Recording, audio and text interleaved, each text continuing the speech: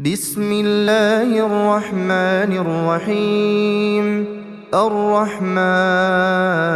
علم القرآن خلق الإنسان علمه البيان. الشمس والقمر بحسبان والنجم والشجر يسجدان والسماء رفعها ووضع الميزان ألا تطغوا في الميزان وأقيموا الوزن بالقسط ولا تخسروا الميزان. والأرض وضعها للأنام فيها فاكهة والنخل ذات الأكمام والحب ذو العصف والريحان. فبأي آلاء ربكما تكذبان؟ خلق الإنسان من صلصال كالفخار وخلق الجان من مارج من نار. فبأي آلاء ربكما تكذبان؟ رب المشرقين ورب المغربين. فبأي آلاء ربكما تكذبان؟ مرج البحرين يلتقيان بينهما برزخ لا يبغيان. فبأي آلاء ربكما تكذبان؟ يخرج منهما اللؤلؤ والمرجان. فبأي آلاء ربكما تكذبان؟ وله الجوار المنشآت في البحر كالأعلام. فبأي آلاء ربكما تكذبان؟ كل من عليها فان كل من عليها فان ويبقى وجه ربك ذو الجلال والإكرام. فبأي آلاء ربكما تكذبان؟ يسأله من في السماوات والأرض كل يوم هو في شأن. فبأي آلاء ربكما تكذبان؟ سنفرغ لكم أيها الثقلان. فبأي آلاء ربكما تكذبان؟ يا معشر الجن والإنس إن استطعتم أن تنفذوا من أقطار السماوات والأرض فانفذوا لا تنفذون إلا بسلطان. فبأي آلاء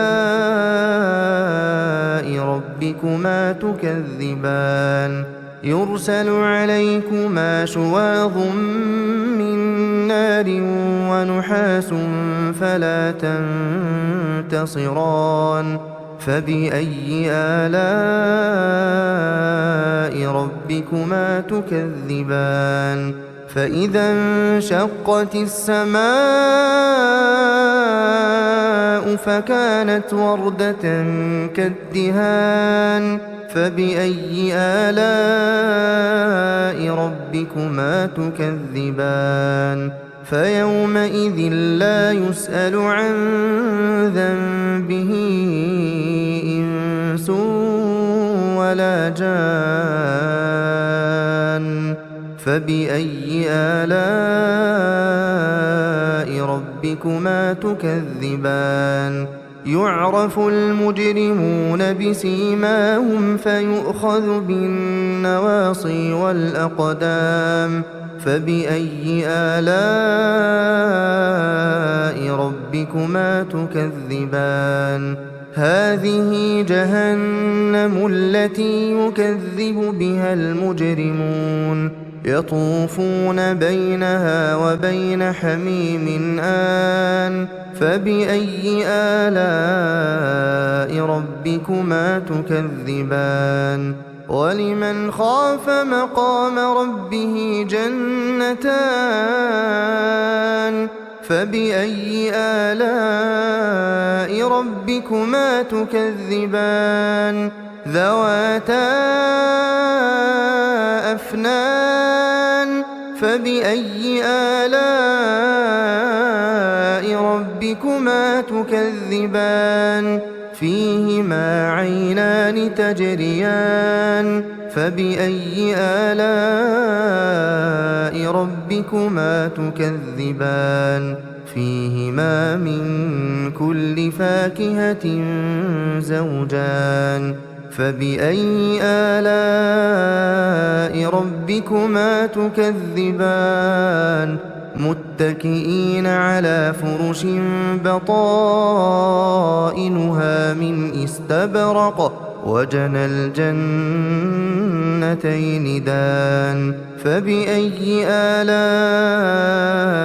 ربكما تكذبان فيهن قاصرات الطرف لم يطمثهن إنس قبلهم ولا جان فبأي آلاء ربكما تكذبان كأنهن الياقوت والمرجان فبأي آلاء ربكما تكذبان هل جزاء الإحسان إلا الإحسان فبأي آلاء ربكما تكذبان ومن دونهما جنتان فبأي آلاء ربكما تكذبان مدهامتان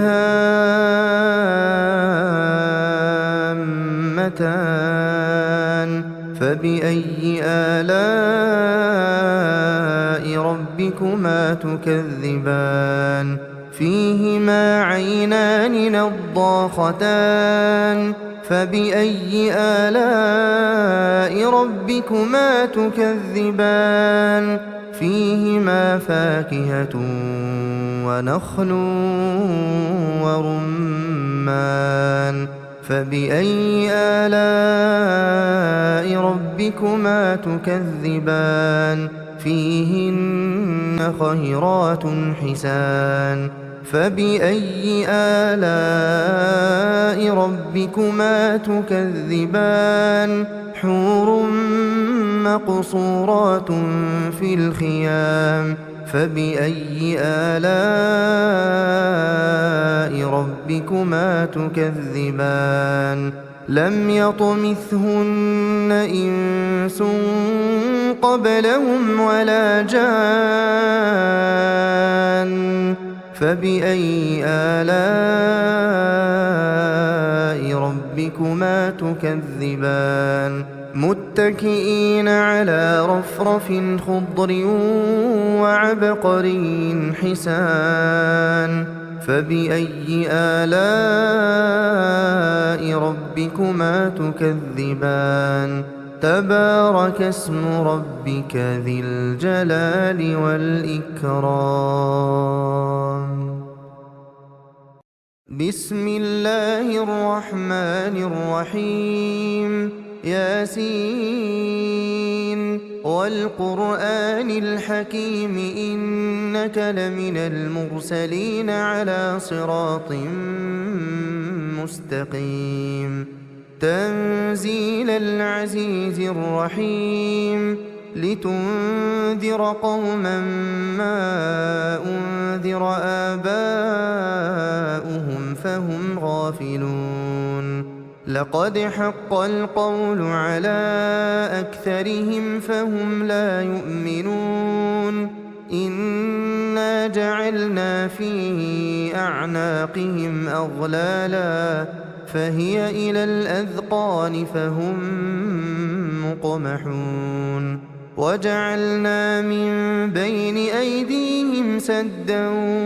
ومن خلفهم سدا فأغشيناهم فهم لا يبصرون وسواء عليهم أأنذرتهم أم لم تنذرهم لا يؤمنون إنما تنذر من اتبع الذكر وخشي الرحمن بالغيب فبشره بمغفرة وأجر كريم إنا نحن نحيي الموتى ونكتب ما قدموا وآثارهم وكل شيء أحصيناه في إمام مبين واضرب لهم مثلا أصحاب القرية إذ جاءها المرسلون إذ أرسلنا إليهم اثنين فكذبوهما فعززنا بثالث فقالوا إنا إليكم مرسلون قالوا ما أنتم إلا بشر مثلنا وما أنزل الرحمن من شيء إن أنتم إلا تكذبون قالوا ربنا يعلم إنا إليكم لمرسلون وما علينا إلا البلاغ المبين قالوا إنا تطيرنا بكم لئن لم تنتهوا لنرجمنكم وليمسنكم منا عذاب أليم قالوا طائركم معكم أئن ذكرتم بل أنتم قوم مسرفون وجاء من أقصى المدينة رجل يسعى قال يا قوم اتبعوا المرسلين اتبعوا من لا يسألكم أجرا وهم مهتدون وما لي لا أعبد الذي فطرني وإليه ترجعون أأتخذ من دونه آلهة إن يردني الرحمن بضر لا تغن عني شفاعتهم شيئا ولا ينقذون إني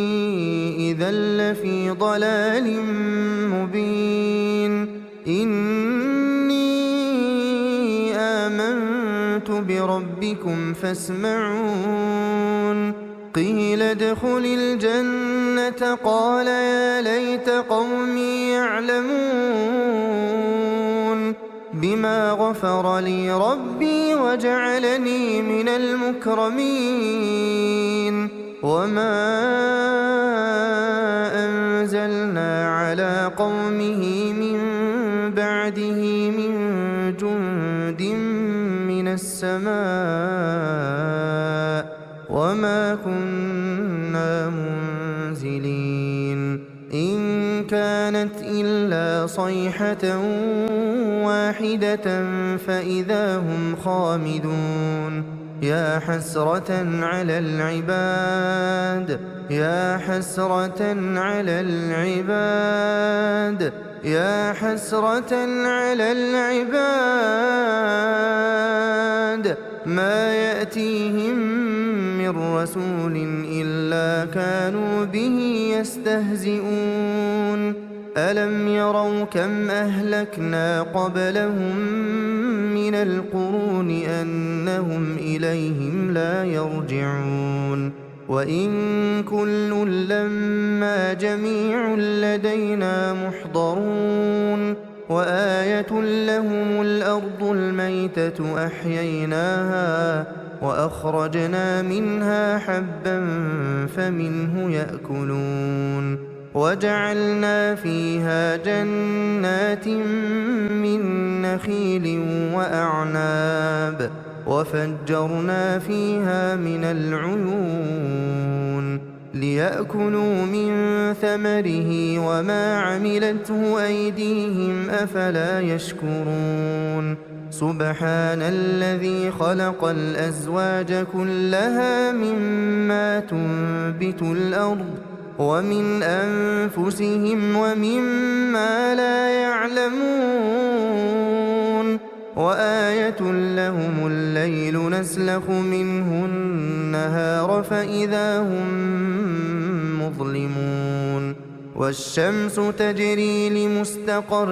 لها ذلك تقدير العزيز العليم والقمر قدرناه منازل حتى عاد كالعرجون القديم لا الشمس ينبغي لها أن تدرك القمر ولا الليل سابق النهار وكل في فلك يسبحون وآية لهم أنا حملنا ذريتهم في الفلك المشحون وخلقنا لهم من مثله ما يركبون وإن نشأ نغرقهم فلا صريخ لهم ولا هم ينقذون إلا رحمة منا ومتاعا إلى حين وإذا قيل لهم اتقوا ما بين أيديكم وما خلفكم لعلكم ترحمون وما تأتيهم من آية من آيات ربهم إلا كانوا عنها معرضين وإذا قيل لهم أنفقوا مما رزقكم الله قال الذين كفروا للذين آمنوا أنطعم من لو يشاء الله أطعمه إن أنتم إلا في ضلال مبين ويقولون متى هذا الوعد إن كنتم صادقين ما ينظرون إلا صيحة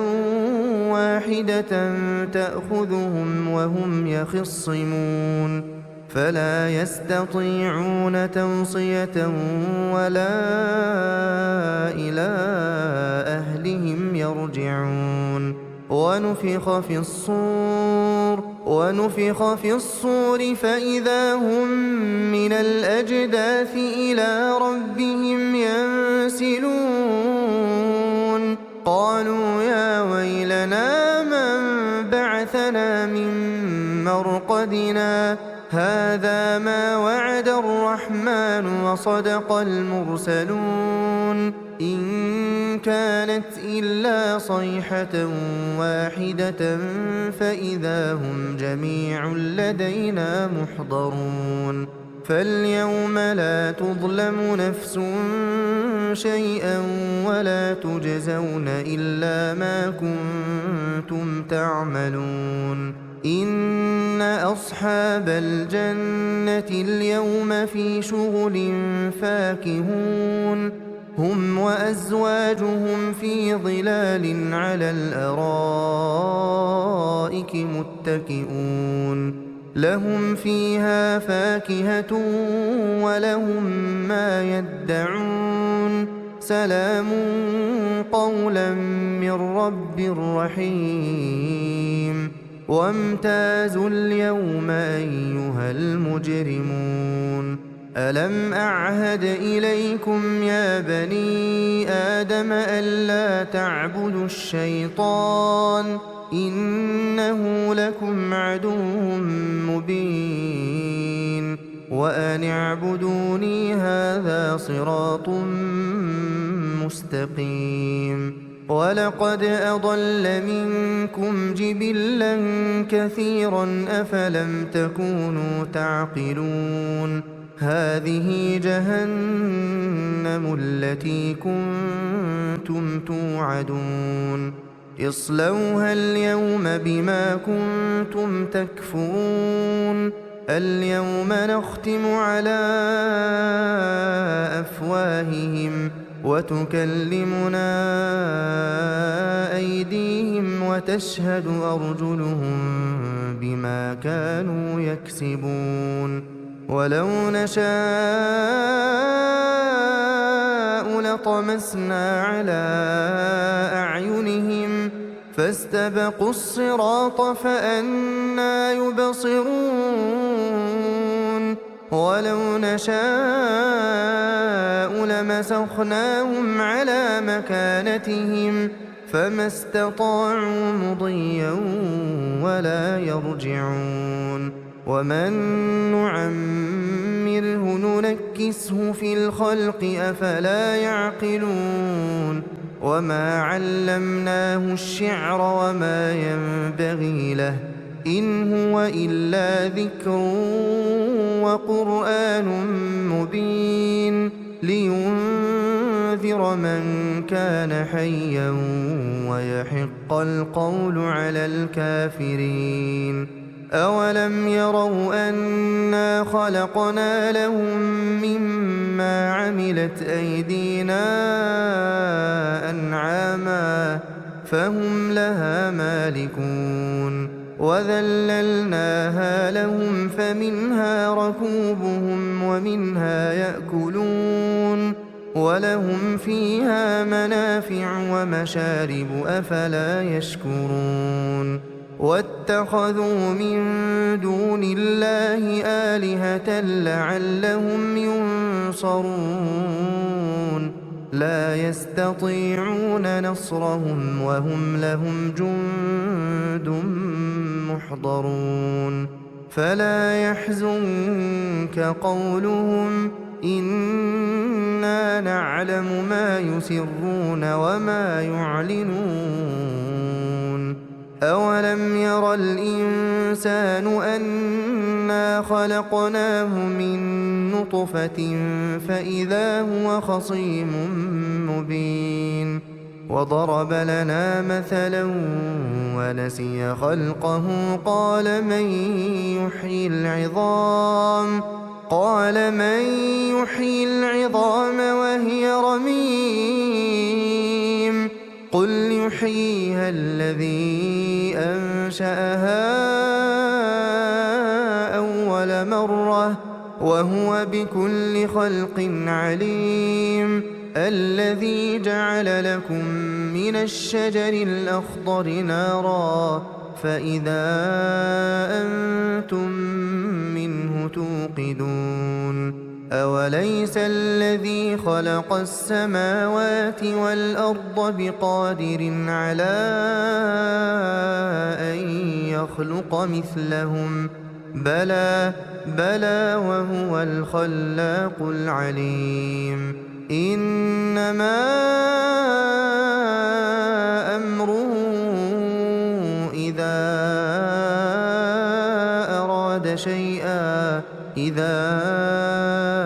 أراد شيئا أن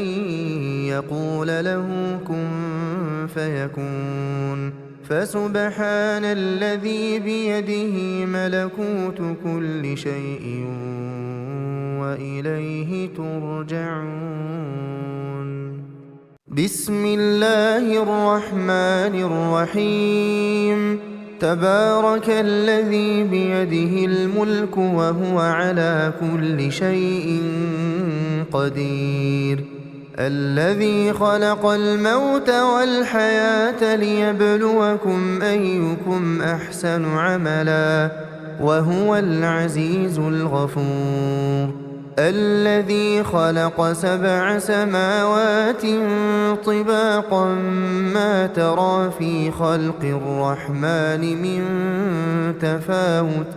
فارجع البصر هل ترى من فطور ثم ثم ارجع البصر كرتين ينقلب إليك البصر خاسئا وهو حسير ولقد زينا السماء الدنيا بمصابيح وجعلناها رجوما للشياطين وأعتدنا لهم عذاب السعير وللذين كفروا بربهم عذاب جهنم وبئس المصير إذا ألقوا فيها سمعوا لها شهيقا وهي تفور تكاد تميز من الغيظ كلما ألقي فيها فوج سألهم خزنتها ألم يأتكم نذير قالوا بلى قد جاءنا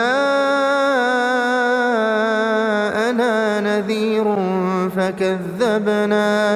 فكذبنا وقلنا ما نزل الله من شيء إن أنتم إلا في ضلال كبير وقالوا لو كنا نسمع أو نعقل ما كنا في أصحاب السعير فاعترفوا بذنبهم فسحقا لأصحاب السعير إن الذين يخشون ربهم بالغيب لهم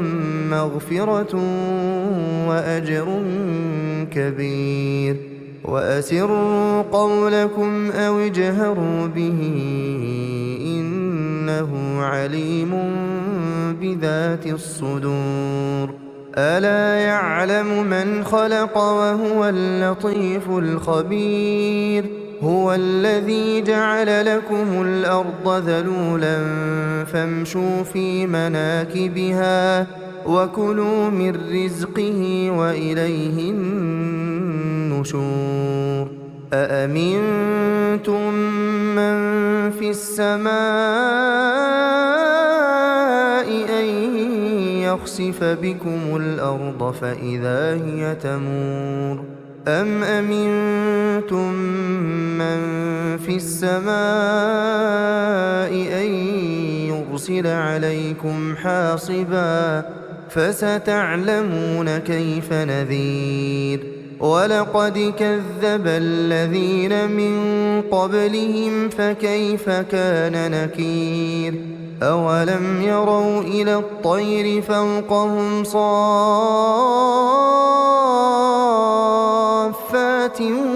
ويقبضن ما يمسكهن إلا الرحمن إنه بكل شيء بصير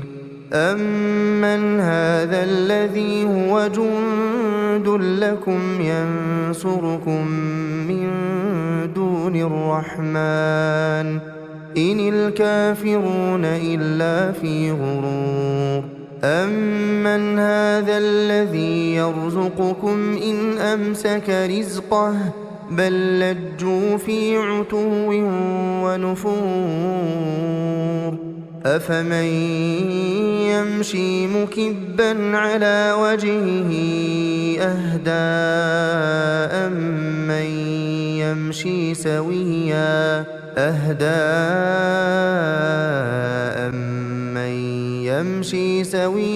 على صراط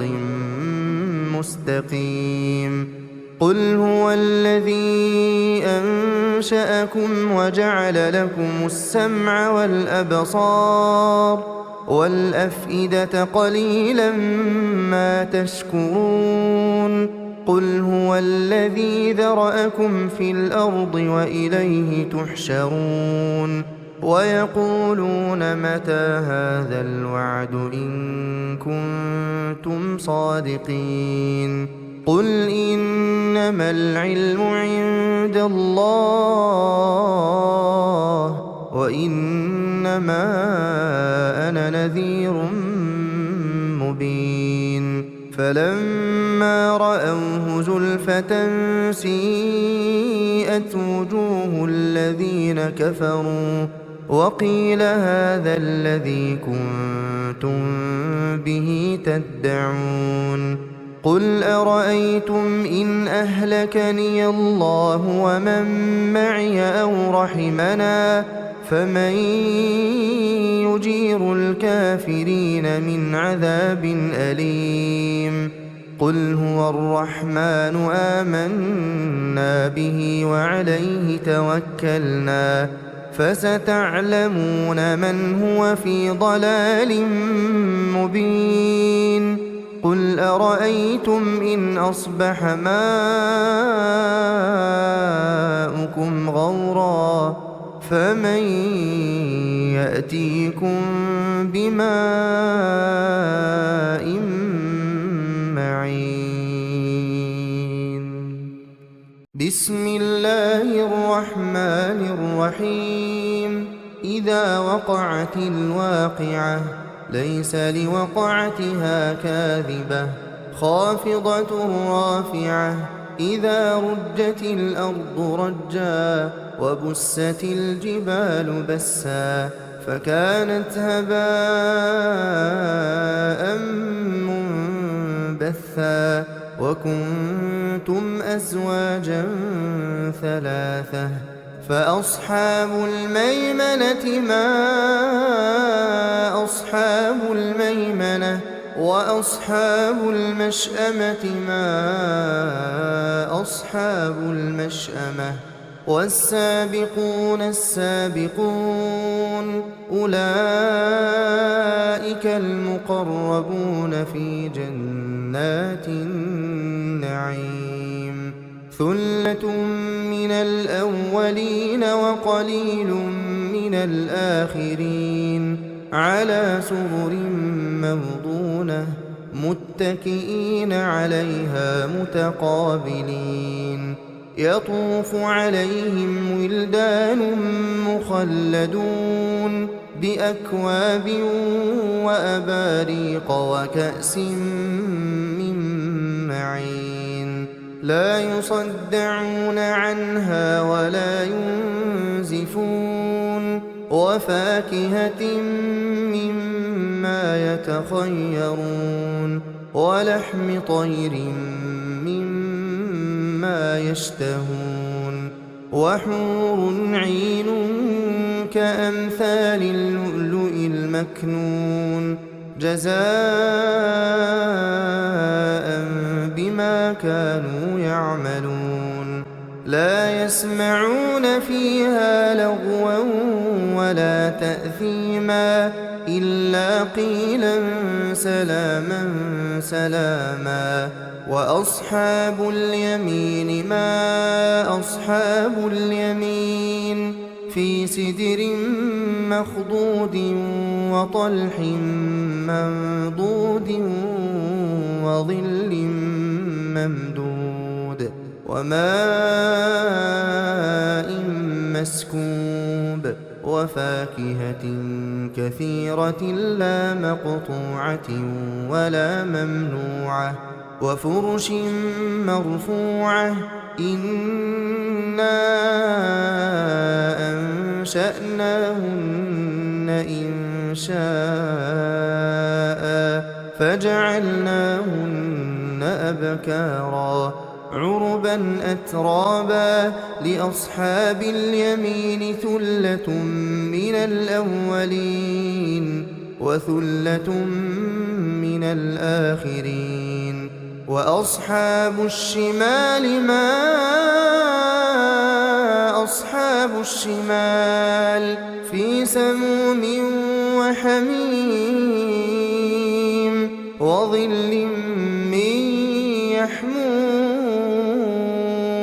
لا بارد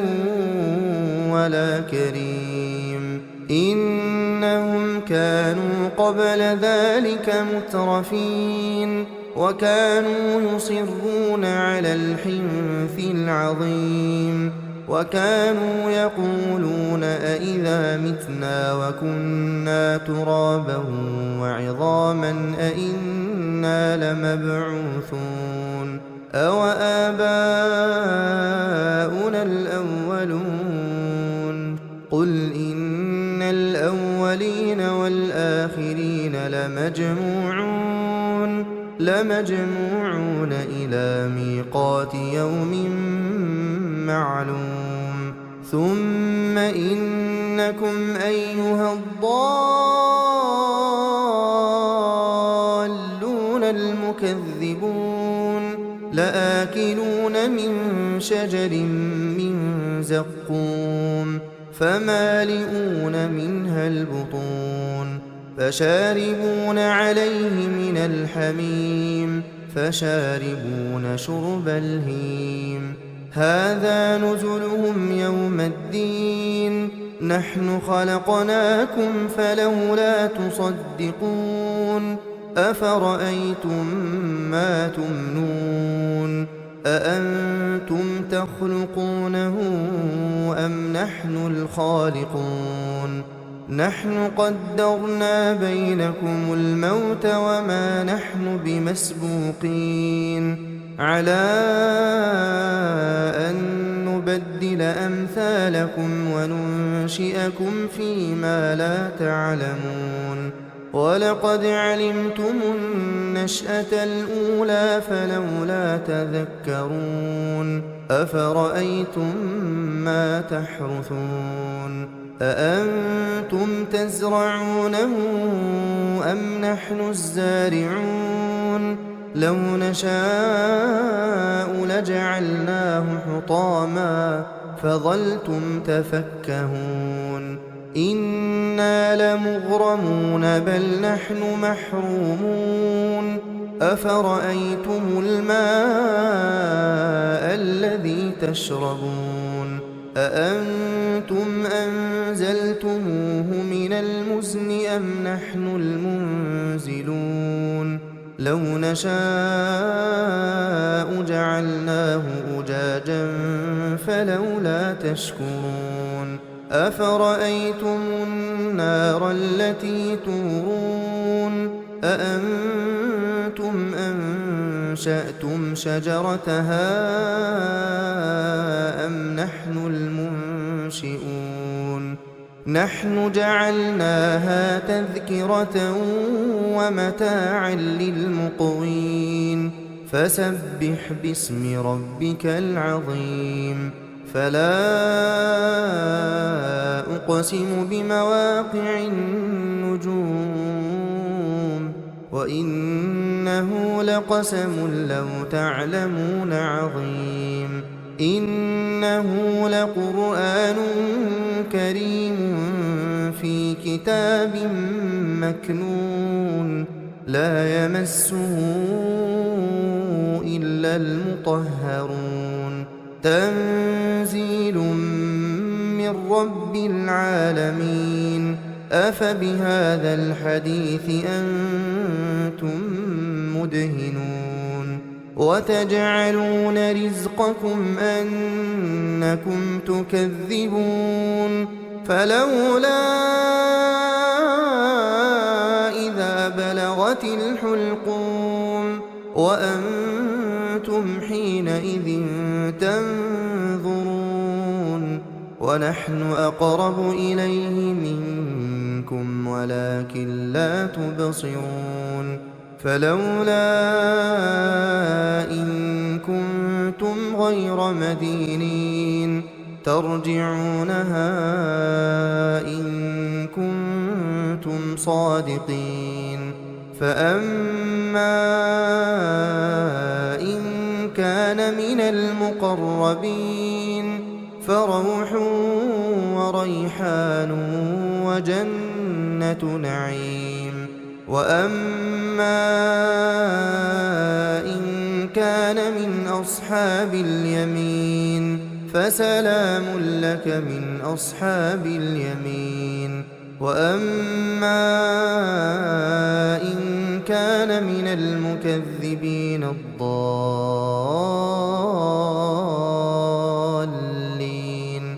فنزل من حميم وتصلية جحيم إن هذا لهو حق اليقين فسبح باسم ربك العظيم